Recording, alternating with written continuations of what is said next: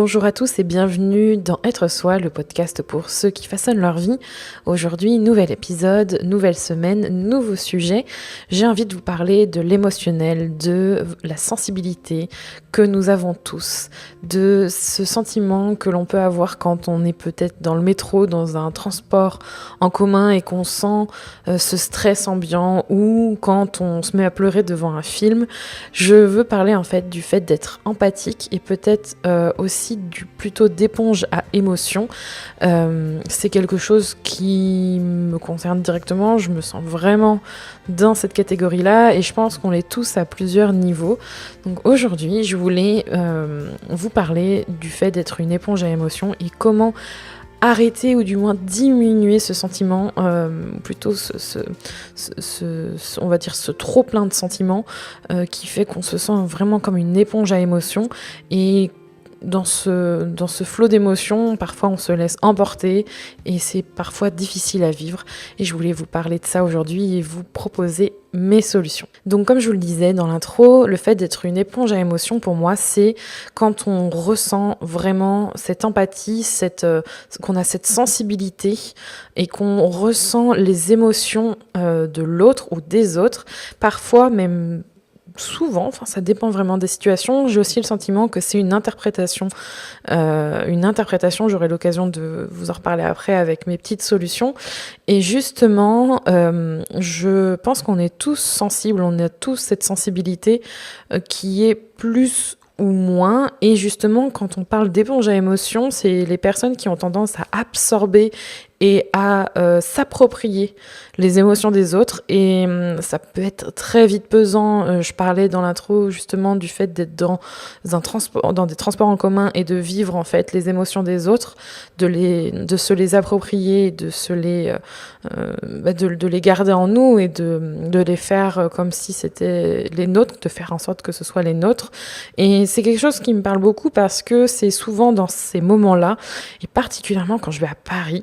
Alors ça me marque pas mal quand je vais dans le métro. C'est très pesant pour moi parce que j'ai la sensation que il y a ce sentiment de toujours devoir aller plus vite, ce stress ambiant, il y a comme l'atmosphère, comme on dit, l'atmosphère est palpable. En fait, j'ai vraiment la sensation de sentir en fait les gens stressés. Il m'a fallu du temps en fait pour m'éloigner de ça et c'était pas facile tous les jours parce qu'on met du temps à essayer de comprendre si c'est vraiment nos émotions ou si ce sont celles des autres et qu'est-ce qu'on doit en faire surtout. Qu'est-ce qu'on doit faire de ces émotions? C'est compliqué quand on est sensible et qu'on devient ou qu'on est une éponge à émotions. Il faut savoir se prémunir ou du moins se préserver de tout ça parce que on peut vite se laisser submerger comme plein de choses. Et aujourd'hui, j'avais envie de vous partager ce que je fais pour justement arrêter d'être une éponge à émotions au quotidien et mieux le vivre. La première chose que je souhaite vous partager par rapport au fait d'essayer de ne plus être une éponge à émotions, du moins pas forcément de ne plus l'être, mais de diminuer ce sentiment et ne pas se laisser submerger par tout ça, c'est déjà de se dire, de faire un pas en arrière, de prendre une certaine distance en fait à l'intérieur de nous. C'est très bizarre que ce que je dis, mais c'est vraiment d'essayer de prendre une distance par rapport aux autres, par rapport à l'autre, pour éviter de rester d'une façon intense dans l'émotion qu'elle peut ressentir en ce moment même. Peut-être qu'elle est en train de vous parler, peut-être pas, et de vous dire et de bien garder ça à l'esprit. Les émotions que cette personne ressent et les émotions qu'elle traverse, ce ne sont pas les vôtres. Elles ne vous appartiennent pas, elles ne sont pas vôtres. Ça peut très bien fonctionner en vous disant les émotions de cette personne ne sont pas les miennes, parce que si vous commencez déjà à accepter ces émotions et vous les approprier, si vous ne prenez pas de la distance, vous allez vite vous enfoncer dedans et ça commence comme ça en général. Donc essayez de prendre de la distance avec ça. Ça peut être juste ça, des fois il suffit juste de se dire ça, de faire quelque chose de très simple. Alors je pense que dans beaucoup des épisodes il y a des choses qui paraissent très simples, très basiques, très faciles, et c'est souvent les choses les plus simples, les plus basiques et les plus faciles qui sont le plus compliquées à mettre en place dans notre quotidien. Et pourtant, c'est souvent aussi celle qui fonctionne le mieux, pour commencer en tout cas. Donc, se dire que les émotions des autres ne sont pas les vôtres, c'est déjà respirer un coup, prendre un petit peu de recul et se dire, bon, ça ne me concerne pas, mais ça ne veut pas dire que vous ne les écoutez pas. Ça veut juste dire que c'est pas non plus de votre devoir de les ressentir à la place de l'autre personne pour faire votre travail d'écoute, pour être là. Non, c'est vraiment quelque chose de différent. Vous pouvez être là, vous pouvez l'écouter, vous pouvez être empathique sans vous approprier ses émotions. Et ça, c'est vraiment important à retenir. Le deuxième conseil que je souhaite vous partager, c'est pas forcément des choses à faire sur le moment quand vous ressentez ça, mais plus à faire régulièrement pour justement vous prémunir de ce sentiment de débordement d'émotions de la part des autres ou même de vous-même venant de vous, c'est de faire des exercices de respiration en pleine conscience. C'est quelque chose que j'ai découvert et peut-être redécouvert parce que je pense que j'en avais déjà entendu parler assez récemment, et c'est différent de la méditation, c'est vraiment quelque chose de mécanique. Je vous conseille une application que j'utilise, alors moi j'ai un iPhone, mais vous pouvez en trouver sur Android et tout autre smartphone, qui s'appelle Breathe Plus, l'accent anglais génialissime. Je vous mettrai évidemment toutes les informations sur le blog pour retrouver toutes les mentions, toutes les ressources mentionnées ou tous les épisodes mentionnés ou toute autre information. Je vous invite à aller voir l'article dédié à ce podcast sur kinoko-blog.com. Et du coup, cette application vous aide à faire de la respiration en pleine conscience. Qu'est-ce que c'est exactement ? C'est tout simplement des cycles d'inspiration et d'expiration avec des pauses ou non. Alors vous pouvez évidemment adapter à votre souffle et à votre cycle de respiration. Et c'est quelque chose qui vous aide grâce à la visualisation, car vous allez avoir en fait un cycle qui va mimer en fait en visualisant l'inspiration et l'expiration. Et ça vous aide mécaniquement. Mais vraiment, c'est physiologique, donc ça fonctionne avec tout le monde, à apaiser en fait votre corps, à le déstresser et à se recentrer, à être vraiment conscient de lui-même. Donc c'est vraiment pour vous recentrer sur votre corps. Et ça, c'est quelque chose qu'on m'a personnellement conseillé de faire régulièrement, je dirais même au moins une fois tous les jours, ou le plus régulièrement possible. C'est un exercice que vous faites en très peu de temps et qui permet justement de s'apaiser, de s'habituer en fait à travers la respiration à retrouver un calme intérieur. Et ça, je pense que par rapport aux émotions, c'est quelque chose de très fort parce que l'émotionnel, c'est quelque chose que l'on ne peut pas contrôler, c'est impossible. C'est quelque chose à travers lequel on passe tous.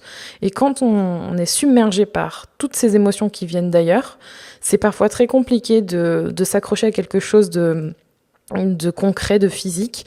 Et à travers la respiration et cet exercice de pleine conscience, vous allez retrouver ça et ça vous permettra d'avoir des habitudes qui vous permettront justement d'avoir un détachement, de reprendre un pas de côté ou un pas en arrière pour vous sentir un petit peu plus léger et justement ne pas vous sentir obligé de foncer dans ce tas d'émotions et de le subir et de ne pouvoir rien faire. C'est vraiment très très intéressant.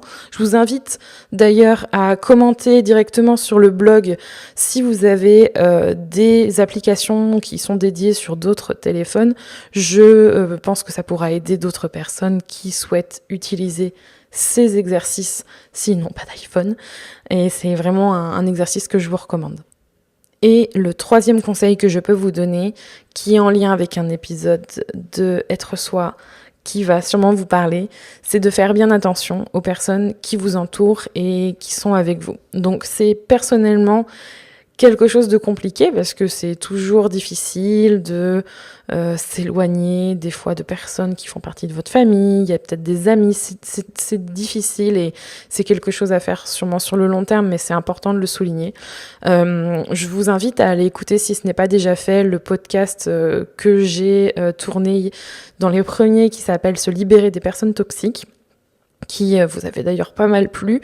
C'est un sujet assez lourd dans le sens où c'est vrai qu'on ne s'en rend pas forcément compte quand on est dedans, mais quand on est entouré de personnes qui sont négatives ou qui se font passer pour des victimes ou qui veulent vous entraîner dans leur chute, malheureusement, il y a aussi des personnes qui ne sont pas du tout empathiques, et c'est justement un point que je veux souligner. Il est très commun que des personnes sensibles, extrêmement sensibles, empathiques, empathes, s'entourent de personnes qui profitent d'elles. Et ça, c'est quelque chose que je vois, que j'ai vécu. Et c'est très important d'en avoir conscience. Alors, je dis pas que vous êtes naïf, que vous vivez dans le monde des bisounours, non. Seulement, il y a des personnes qui n'ont pas ce sens de l'empathie, qui n'ont pas cette sensibilité que vous avez, et qui peuvent en tirer parti et en profiter.